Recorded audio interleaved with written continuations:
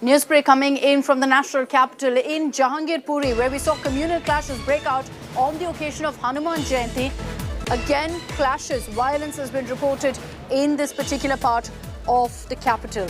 On camera, we've got footage of the stone pelting that was reported in Delhi's Jahangirpuri. Now, it looks like there was some sort of a local scuffle that broke out.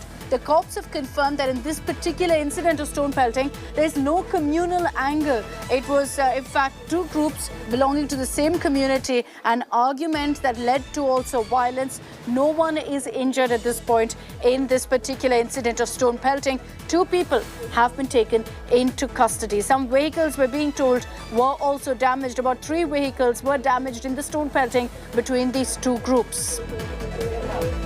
Arvind Ojha is joining us with more details on this. Arvind, ये stone pelting incident कल हुआ था, लेकिन police ने ये confirm किया कि इसमें कुछ communal angle ही नहीं है।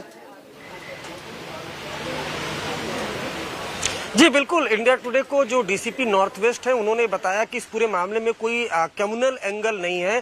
7 जून का ये पूरा इंसिडेंट है, देर रात का, जब 2 मुस्लिम ग्रुप सेम कम्युनिटी के वो आपस में भिड़ गए, जिसके बाद दोनों तरफ से आप सीसीटीवी में देख पा रहे होंगे कि स्टोन पेल्टिंग हो रही है, पत्थरबाजी हो रही है, कई गाड़ियों को इसमें नुकसान हुआ।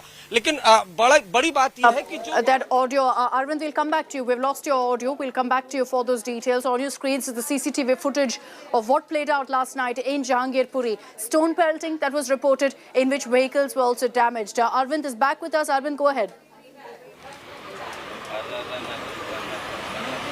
जी बिल्कुल, देखिए अक्षिता, मैं आपको बताऊं कि 7 जून की ये पूरे इंसिडेंट है, लेकिन जिस तरह से स्टोन पेल्टिंग हुई, जो लोकल रेसिडेंट्स है वो काफी दहशत में है, वो डरे हुए हैं।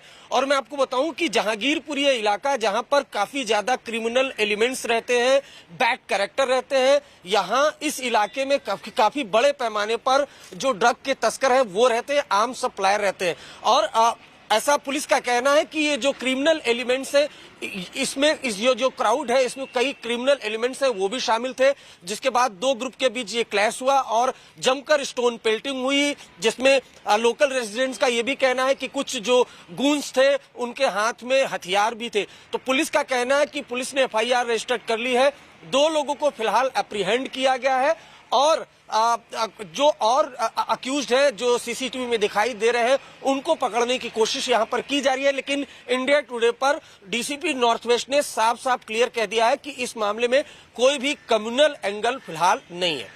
Okay, thanks for that clarity, Arvind. Arvind Ojha, who spoke to the Delhi police, is telling us that the cops have confirmed 2 people have been taken in. This was a clash that broke out between 2 groups of the same community. There's no question of any sort of communal angle in these clashes.